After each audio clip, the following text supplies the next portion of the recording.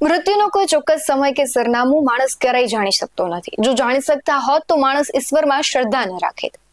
આ જીવનની વાસ્તવિકતા અને પરમ સત્ય છે, જેને આપણે નકારી ન શકીએ. પણ અકાળે અને માનવ સર્જિત ઘટનાઓને લીધે આવતું મોત પરિવારને જોવા પણ નથી દેતું અને મરવા પણ નથી દેતું. હવે એવું થઈ ગયું છે કે માણસને મોત ગમે ત્યારે ભેટી શકે. ઘરની બહાર નીકળોને મોતનું ભેટું થાય. હાલતા ચાલતા માણસને મોત ઠોકર મારીને જતું રહે. સ્કૂલે કે કોલેજે જતા હોવ ને મોત મળી શકે. માનતા પૂરી કરવા જતા હોવ ને તમને મોત મળી શકે. મોત કોઈ પણ સ્વરૂપે આવે છે. એ ગેમ ઝોનમાં રમતા બાળકોને ક્યાં ખબર હતી કે થોડી જ ક્ષણોમાં આપણે ભડથું થઈ જઈશું. એ બ્રિજ પર નીકળતા લોકોને ક્યાં ખબર હશે કે આપણે બ્રિજ તૂટતા નદીમાં વહી જશું. એ ભણવા ગયેલા બાળકોને ક્યાં ખબર હશે કે આગ લાગશે ને આપણે બળી જશું. એ વિમાનમાં બેસેલા અને સ્વપ્ન માટે અથવા કોઈને મળવાની રાહે નીકળેલા નિર્દોષોને ક્યાં ખબર હતી કે તેના દેહનો એક ભાગ પણ પરિવાર સુધી નહીં પહોંચે અને ત્યાં ને ત્યાં જ રાખ થઈ જશે. ફરી એક વખત ગંભીર હિટ એન્ડ રનની ઘટના બની છે, જેણે સૌના હૈયા હચમચાવી દીધા છે. અને પ્રશ્નો છે, પરંતુ આ પ્રશ્નો માત્ર પ્રશ્નો રહી જવાના છે. નમસ્કાર, વાત વિગતવાર સાથે હું ભગવતી વિશાવડિયા.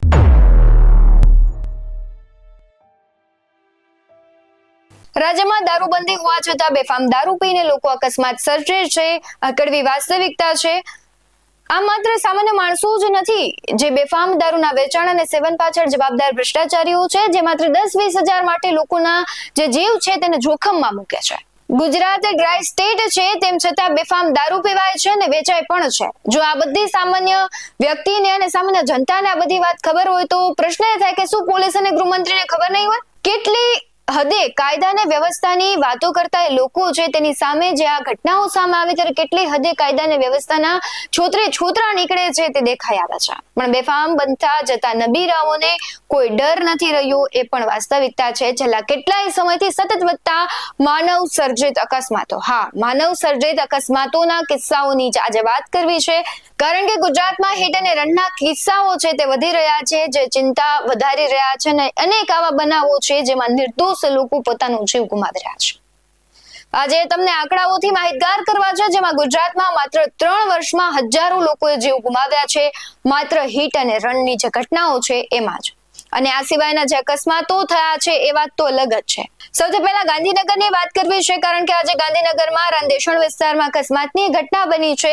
રાંદેસણના ભાઈજીપુરાથી સિટી પ્લસ વાળા સર્વિસ રોડ પર અકસ્માત સર્જાયો, જેમાં નશાની હાલતમાં ટાટા સફારી કારના બેદરકાર ચાલકે રાહદારી અને વાહન ચાલકોને અડફેટે લીધા. આ દુર્ઘટનામાં એક મહિલા સહિત 4ના મોત નીપજ્યા છે અને બીજા પણ ઘણા લોકો છે તે ગંભીર રીતે ઘાયલ થયા છે. વિગતો એવી પણ સામે આવી રહી છે કે કાર ચાલક સવારથી જ નશાની હાલતમાં ગાડી લઈને નીકળ્યો હતો. સર્વિસ રોડ ઉપર 100 થી વધુની સ્પીડમાં તેણે ગાડી હંકારી 3 થી 4 અકસ્માતની હારમાળા સર્જી હતી. આ ઘટનાના જે સીસીટીવી સામે આવ્યા છે તેના પર પણ નજર કરવી છે. આ ઘટના અંગે પોલીસનું પણ નિવેદન સામે આવ્યું છે, તેના પર પણ નજર કરવી છે. પરંતુ સૌથી પહેલા આ સમગ્ર ઘટનામાં આજે હર્ષ સંઘવી જ્યારે રાજકોટમાં છે ત્યારે તેમણે પણ નિવેદન આપ્યું છે, તેના પર નજર કરીએ. આજે ગાંધીનગરમાં એક હિટ એન્ડ રનની જે ઘટના થઈ અને જેવી માહિતી મળી, મેં રેન્જ આઈજી અને ગાંધીનગર એસપી સાથે વાત કરી છે, હોસ્પિટલમાં બી વાત કરી છે અને ગંભીરતાપૂર્વક એક જોઈન્ટ ટીમ બનાવીને આની ઉપર કડકમાં કડક હાલમાં જ તાત્કાલિક એક્શન લેવા માટેની સૂચના આપવામાં આવી છે. રાંદેસણ વિસ્તારમાં આજે સવારે એક એક્સિડન્ટની બનાવ બન્યા છે. આમાં હિતેશ પટેલ કરીને આરોપી છે.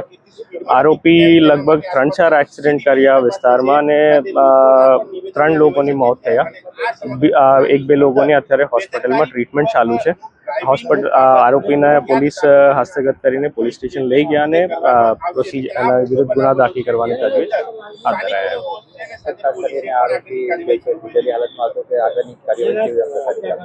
એને મેડિકલ કરવામાં આવશે અને મેડિકલ કરાવીને એના કઈ પીધેલા હાલત છે યા બીજી કોઈ નશામાં છે તો એની વિરુદ્ધ એને સાથે સાથે કલમ લગાવીને કોર્ટમાં પણ પેશ કરવામાં આવશે.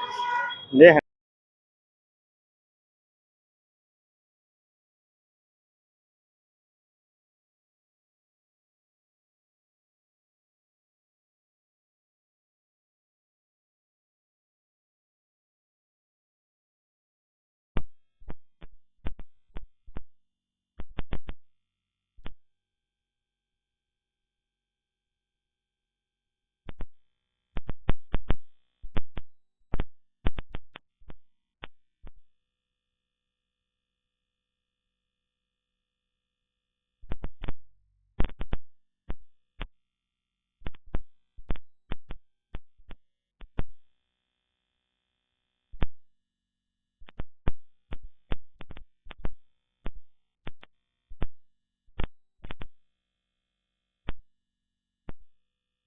અકસ્માત સર્જનાર વ્યક્તિ તરત જ પકડાઈ ગયો એટલે અહીંયા પોલીસ અને એને પકડવાની માથાકૂટમાંથી તો મુક્ત થઈ ગઈ, પણ હવે પોલીસ શું કરશે? એની મેડિકલ તપાસ કરશે કે નશાની હાલતમાં હતો કે કેમ?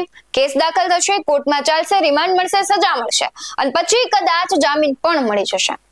પણ જો એ ખરેખર નશામાં હતો તો એ વ્યક્તિ ક્યાંથી નશાકારક પદાર્થ લાવ્યો એની પણ તપાસ થવી જોઈએ. અને સવારથી જ્યારે તે નશામાં ગાડી ચલાવતો હતો તો જ્યાં સુધી અકસ્માત સર્જ્યો ત્યાં સુધી કેમ પોલીસના ધ્યાનમાં આવ્યું નહીં?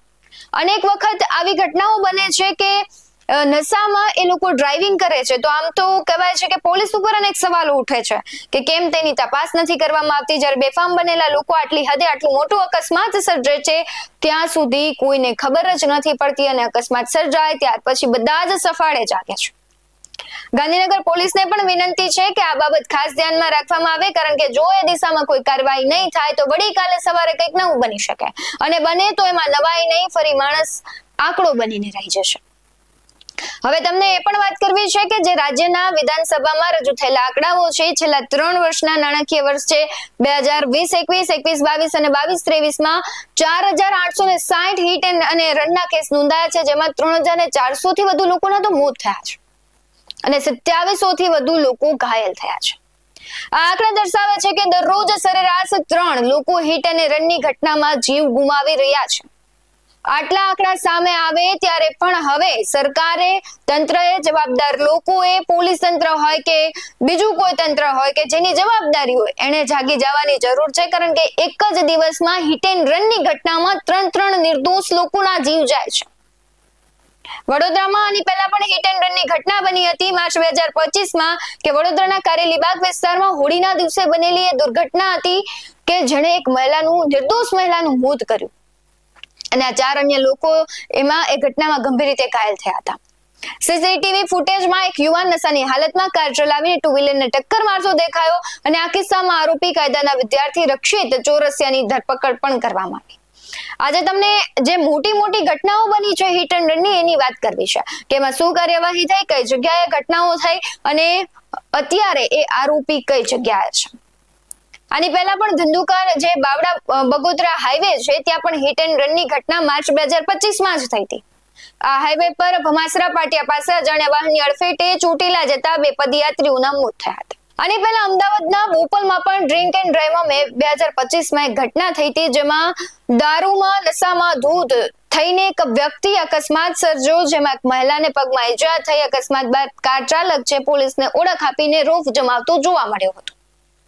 આ 1-2 ઘટના નથી કે જેમાં આવી રીતના થયું હોય ને તેને કહેવાય છે કે કોઈ સજા ખાસ એવી થઈ હોય. તે જેલમાં જાય છે એ વાત ખોટી નથી, પોલીસ કાર્યવાહી કરે છે, જેલમાં મોકલી દે છે, પણ તેનાથી કશો ફેર પડતો નથી. કેટલાય વર્ષથી તમે છેલ્લા 3 વર્ષના જે આંકડા છે તેના ઉપરથી જ આપણે કહી શકીએ કે રાજ્યમાં કેટલી હદે હિટ એન્ડ રનના જે કેસો છે તે વધી રહ્યા છે. જે પ્રમાણે ગુજરાત સરકારે આંકડાઓ રજૂ કર્યા છે આ 3 નાણાકીય વર્ષમાં, તેમાં 1770 હિટ એન્ડ રનના કેસ નોંધાયા, એ જ દર્શાવે છે કે અકસ્માતોની સંખ્યામાં સતત વધારો થઈ રહ્યો છે. કેટલાય લોકોના મોત થઈ રહ્યા છે, જેમાં અમદાવાદ જિલ્લામાં 329 મોતનો સમાવેશ થાય છે, એટલે કે સૌથી આગળ અમદાવાદ છે. સમગ્ર ઘટનામાં રાજ્ય સરકારે શું પગલાં લીધા તેની વાત કરીએ તો હિટ એન્ડ રન કેસો ઘટાડવા માટે ટ્રાફિક જાગૃતિ કાર્યક્રમો યોજ્યા, ગતિ મર્યાદા નક્કી કરવામાં આવી, સૂચનો જાહેર કરવામાં આવ્યા, સ્પીડ ગનનો ઉપયોગ કરીને ઉલ્લંઘન કરનારાઓને ઓળખવા અને દંડ ફટકારવા તેમજ ગુનેગારોને પકડવા માટે વિશેષ ઝુંબેશ પણ ચલાવવામાં આવી. આ બધા જ પગલાં સરકાર દ્વારા, જવાબદાર લોકો દ્વારા લેવામાં આવી રહ્યા છે, પરંતુ તેનું અમલ થઈ રહ્યું નથી એ પણ વાસ્તવિકતા છે. જનતા સવાલ અનેક કરે છે, પરંતુ જવાબદાર લોકો માત્ર વળતર અને સંવેદના વ્યક્ત કરી તેનો જવાબ આપે છે. કોઈ ઠોસ કાર્યવાહી કરવાની થતી નથી, થાય છે તો એમાં જેલ પડે છે, બીજું કશું નથી થતું. પરંતુ જેના ઘરમાંથી એ વ્યક્તિ ગુમાવ્યું છે તેને પૂછો કે અકસ્માત શું થાય, કોઈ એક વ્યક્તિ નું મોત થાય છે તો એ પરિવારની હાલત શું થાય છે. રાજ્યમાં અને દેશમાં નિર્દોષ લોકો મોતને ભેટી રહ્યા છે અને તેમનું મૃત્યુ જે આંકડો છે તે એ આંકડો જ બનીને રહે છે. ગાંધીનગરમાં તથ્યવાળી કે ગાંધીનગરમાં તથ્ય જેવો બનાવ, આવી બધી હેડલાઇન સાથે મીડિયાના માધ્યમથી ઠેકઠેકાણે આ સમાચાર તો પહોંચી ગયા, પણ પ્રશ્ન એ પણ હજુ છે કે હજુ કેટલા તથ્યો બાકી છે અને આ તથ્યો પર કોણ રોક લગાવશે. ભય અને ચિંતાજનક આંકડાઓ જવાબદારોની આંખ ખોલે તો સારું છે, કારણ કે એ અકસ્માતની ઘટના હોય દુષ્કર્મની ઘટના હોય કે અસામાજિક તત્વોનો આતંક હોય, આખરે નિર્દોષ લોકો આનો ભોગ બની રહ્યા છે. એટલે હવે આના ઉપર ઠોસ કાર્યવાહી થાય તો સારું રહેશે. બાકી આના કરતા પણ ભવિષ્ય ખૂબ જ ભયાનક રહેશે. જો આવી જ ઘટનાઓ સતત થતી રહેશે તો લોકો રસ્તાઓ પર જતા ભય અનુભવશે, ગેમ ઝોનમાં જતા પહેલા પણ ભય અનુભવશે અને બ્રિજ ઉપર જતા પહેલા પણ ભય અનુભવશે. જવાબદાર લોકો છે, જ્યાં સુધી નહીં સમજે ત્યાં સુધી સતત માણસ ભયમાં જીવતો રહેશે. હાલ વાત વિગતવારમાં બસ આટલું જ. આવા જ વધુ અહેવાલો સાથે ફરી મળતા રહીશું. તમે અમારી YouTube ચેનલને સબસ્ક્રાઇબ કરવાનું, અમને Facebook અને Instagram પર ફોલો કરવાનું ભૂલશો નહીં. બાકી અવનવી અપડેટ્સ મેળવવા માટે જોતા રહો BS19 ન્યૂઝ. નમસ્કાર.